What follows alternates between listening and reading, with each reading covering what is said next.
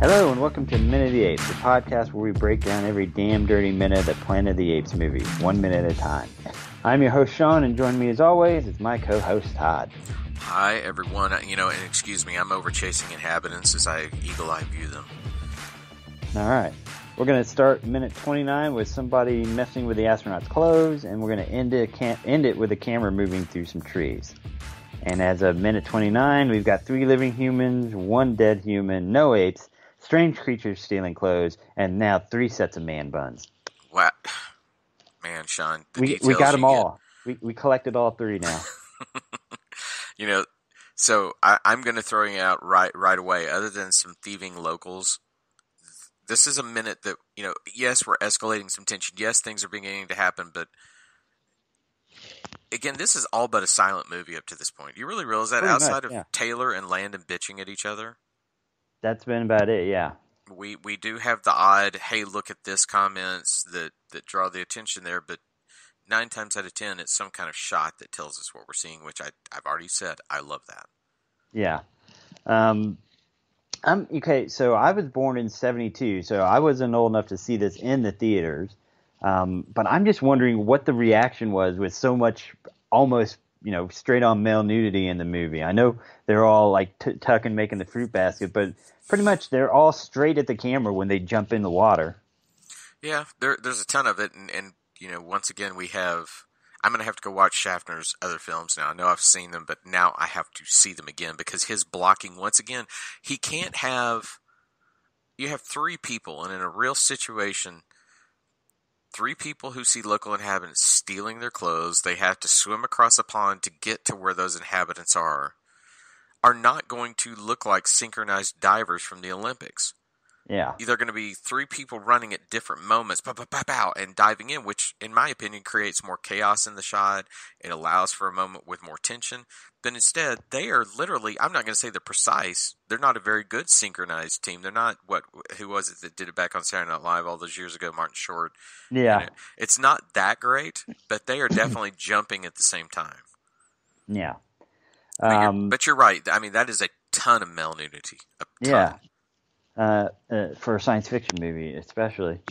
All right, I know that whoever these creatures are that are grabbing their stuff, they're just being a real dick. They're just literally tossing their clothes around sometimes. Not stealing them, tossing them. Well, instead of dicks, I'm going to say they're playful. They definitely have a playful sense of let's dick with the astronauts, but yeah, I don't quite get what they're hoping to accomplish unless they're just like, hey, you had pretty vinyl uniforms, we don't want you to have those anymore. And the astronauts are lucky that they found the waterfall that has all the waist-high vegetation just to cover their crotches as they're running along. So I did, while I was watching it, I did think of that scene from Austin Powers where they're passing the fruit around to hide different body parts. And I kept thinking, was there someone who would walk in front of the camera with, simply a potted plant and put it there so that we couldn't see Charlton and he didn't have to fruit basket it?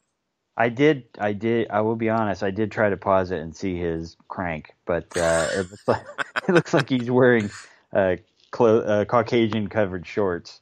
But I could be wrong. I could just see a weird tan on him. I think you're right because I noticed one shot and I couldn't get it precise, but it looks like Dodge is even wearing Caucasian-colored shorts because it didn't look like his correct skin tone.